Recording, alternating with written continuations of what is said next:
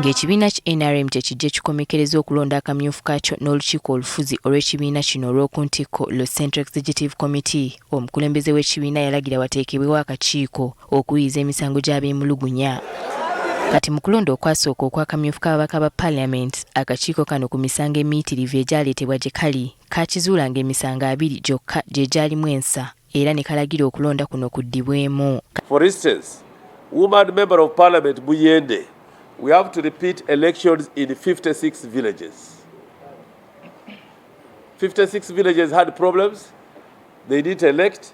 We have been directed by the tribunal to elect in the 56 villages. Kati akakiiko k'ebyokulonda mu kibiina ki NRM kataddewo olwanga 8 omwezi guno okuddamu okulonda mu bifo ebyo. Recommended by the tribunal will be on 8th September beginning at 10 AM. Era akulira akakiiko akateekebwawo ssentebe w'ekibiina ki NRM okuwulira okwemulugunya kw'abo abatakkiriziganya na byava mu kulonda Barata ategeezezza nga bwe waliwo abantu abalala 12 abaleese okwemulugunya kwabwe nga bawakanya okulonda okwaliwo mu ttabamiruka w'ekibiina okwakomekerezeddwa ssabbiiti ewedde. Fayiro 12 zokka zivuddeyo ate nsuubira ennaku zaggwayo gamba fayiro zokka kati zetulina ezo. Kati akakiiko kategeezezza ng'okwemulugunya kuno bwe kugenda okutandika okuwulirwa mu bunnambiro. Era tusuubira nti abantu kati basobola okugenda okujja ne bakima ruling zaabwe, ne bakima ensala zaabwe, ne basobola okugenda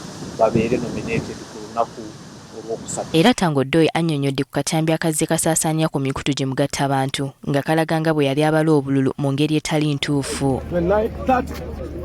1, 2, 3, 4, 5. The counting which I did on one group is the way they wanted it. They said count 1, 2, 3, 4, 5, 6 up to 10.